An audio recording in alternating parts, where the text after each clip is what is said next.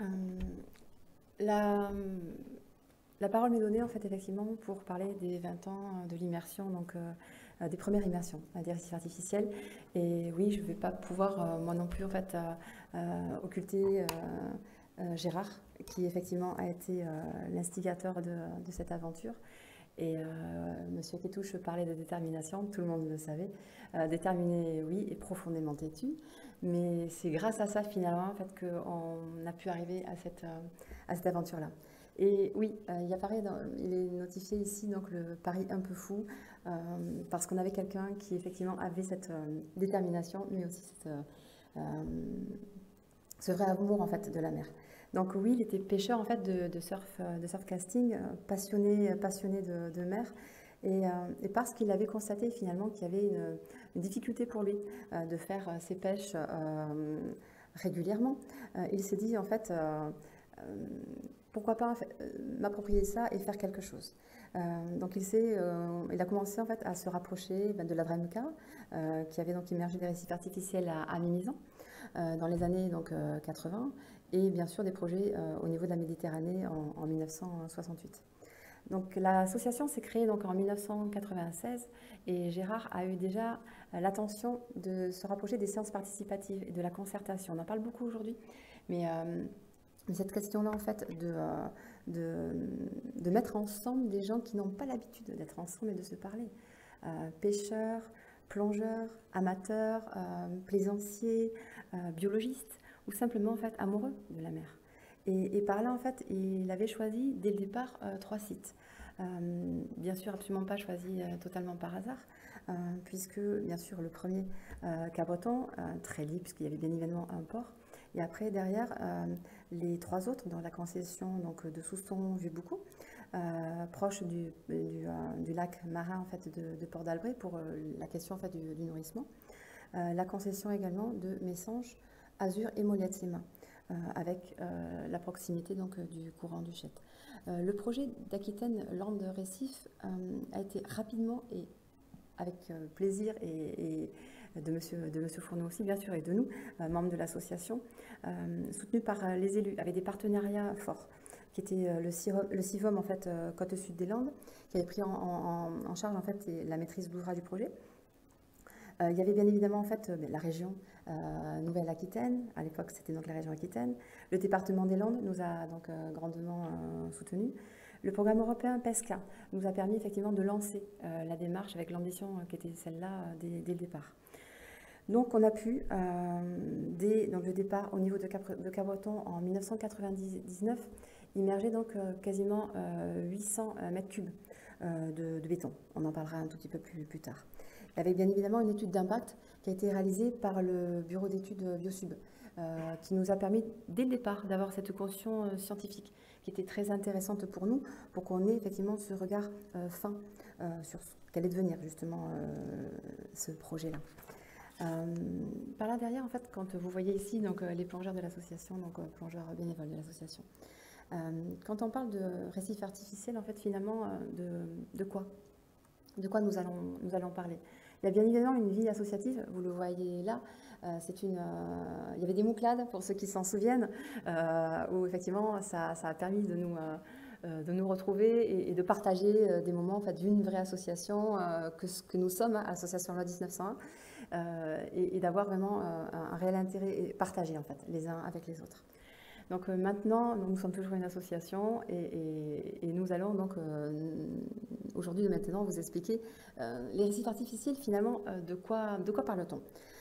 Je prendrai la définition en fait de Denis Lacroix de 2001 qui parle de structures immergées volontairement dans le but de créer, de protéger, de restaurer un écosystème pouvant induire des réponses d'attraction, de concentration, de protection et d'augmentation de la biomasse de certaines espèces. Par là, donc, si on voit juste sur la diapositive suivante la carte en fait, d'implantation des récifs artificiels en France, vous avez bien sûr une concentration légitime en fait, sur la Méditerranée, puisqu'il y a, vous le verrez au niveau du suivi scientifique que vous présentera Jessica tout à l'heure, bien sûr, plus de facilité à suivre les choses dans un contexte moins tourmenté que celui en fait de l'Atlantique.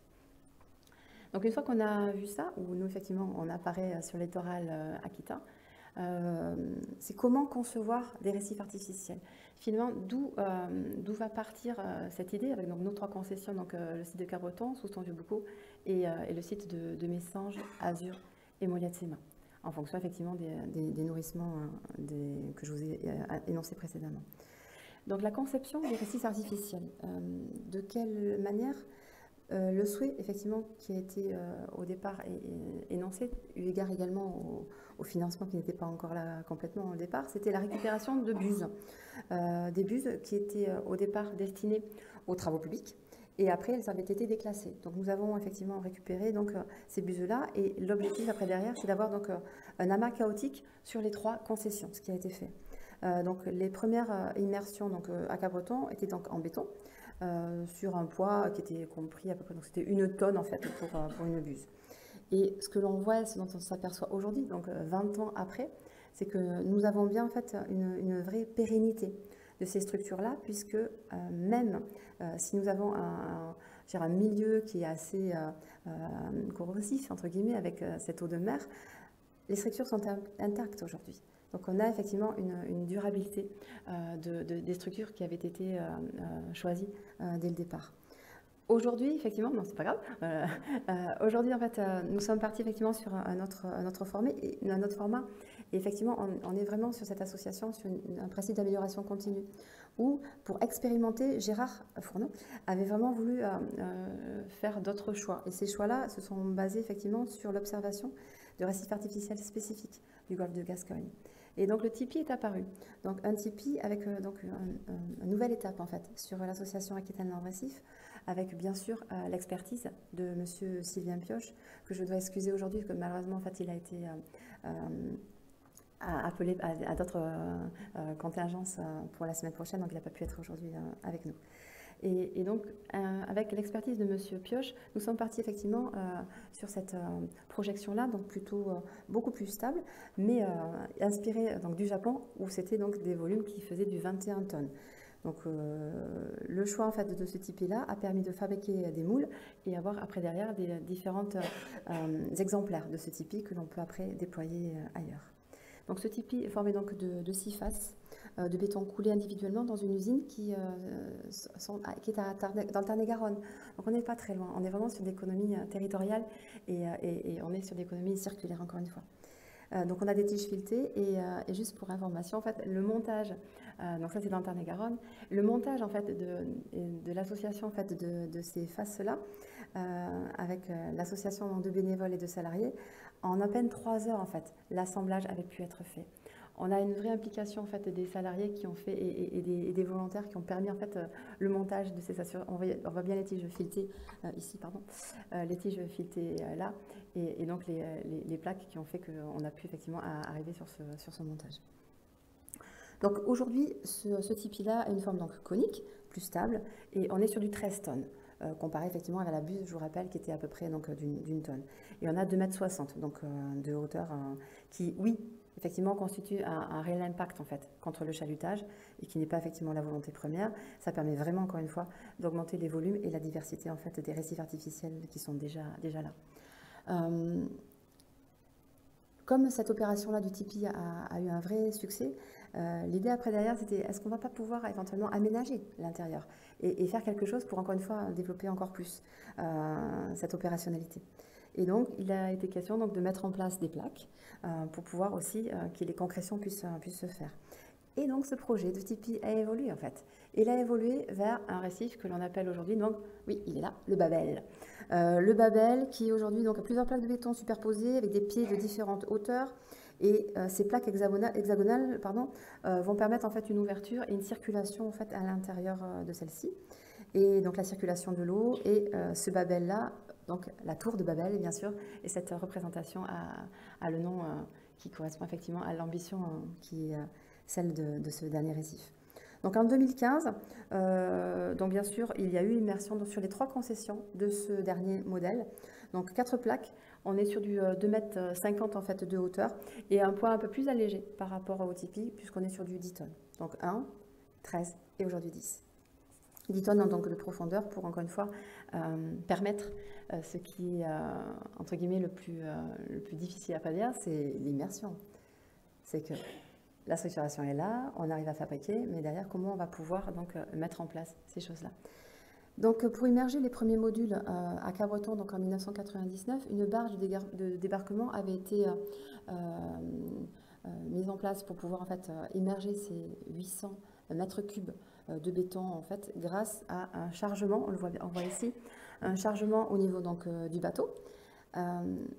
Ces structures-là avaient été donc attachées après derrière autour de la coque du bateau avec du cordage. Et arrivé au-dessus en fait, du site d'immersion, il était question donc, de pouvoir donc, bien sûr effectuer le largage. Donc on est avec des choses encore une fois très empiriques, hein, puisque ça avait été découpé en fait avec un couteau et largué donc de façon à créer en fait un amas, donc oui chaotique. Effectivement, on était encore une fois en 99, c'était le démarrage, donc c'était entre guillemets à l'ancienne. Donc on était donc oui sur un fond sableux, plat, pour pouvoir effectivement, et on est à 1005 en fait des côtes et à 20 mètres de profondeur. Donc oui, cette expérience, elle est artisanale, certes, mais ça marche. Vous le verrez tout à l'heure au niveau du suivi scientifique, on a des espèces, diverses espèces.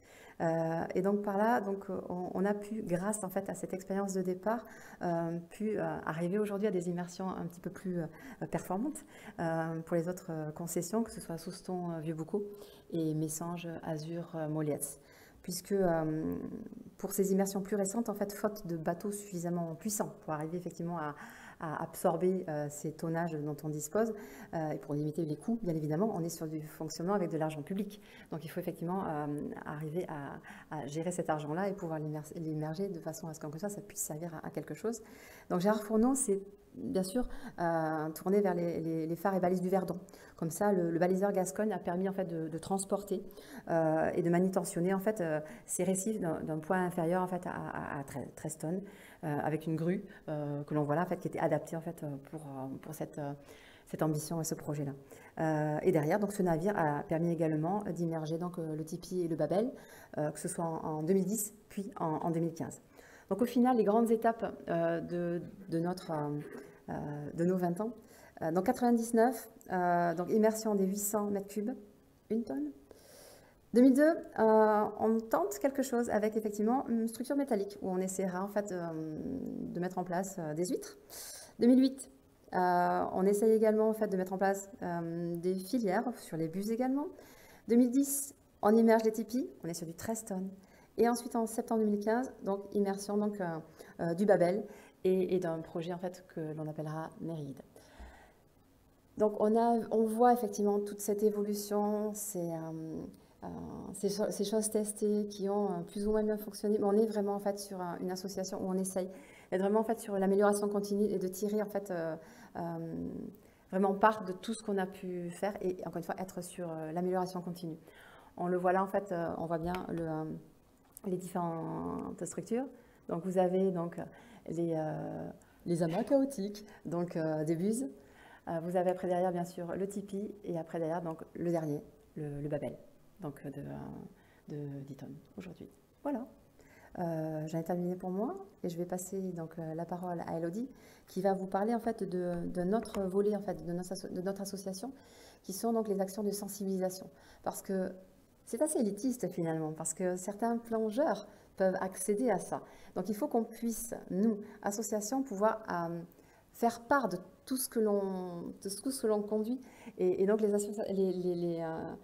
actions que l'on mène à destination des écoles, des élus ou de vous, en fait, aujourd'hui, ce sont parmi en fait, nos actions de sensibilisation que l'on arrive à les conduire. Donc je passe la parole à Elodie. Merci.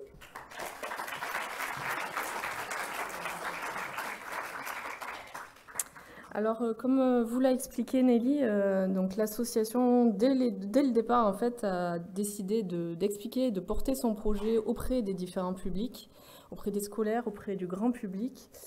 Donc, pour cela, dès le départ, Gérard Fourneau a fait le tour de la région, je pense, pour présenter les actions de l'association. L'association propose régulièrement, tout au long de l'année, différentes expositions, des conférences donc que ce soit à l'échelle du département, de la région. Et dans le cadre de différentes manifestations, chaque année, notamment, nous participons à la fête de la science. Nous participons également à la fête de la mer à Cabreton.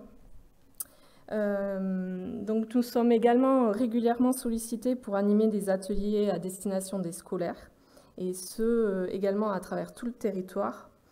Nous intervenons en classe par le biais d'animations, de jeux, d'exposés, de conférences. Mais nous intervenons aussi sur le terrain, dans le cadre de pêche à pied par exemple, ou encore dans le cadre des temps d'activité périscolaire. Au cours de ces animations, différents sujets sont abordés. Donc les récifs artificiels, bien évidemment, l'océan plus largement, la pêche, que ce soit la pêche professionnelle, la pêche de loisirs, et plus largement aussi, nous parlons de la faune et de la flore marine. Depuis 2018, l'association est devenue relais Biolite par le biais d'un partenariat avec Planète Mer.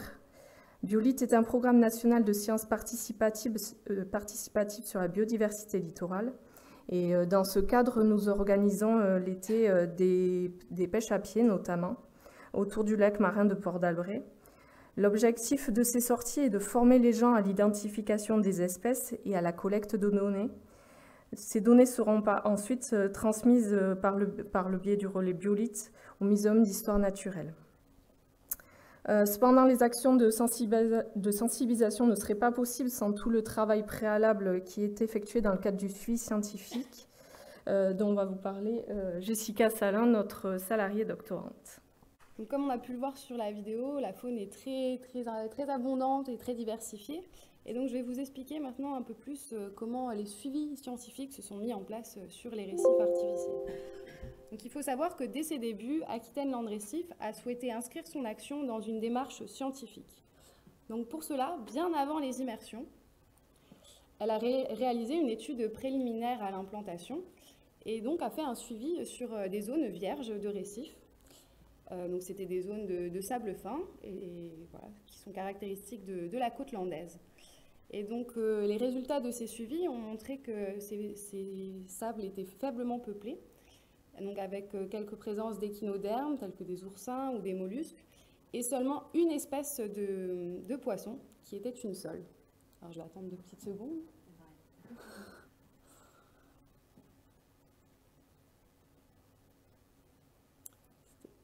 Voilà.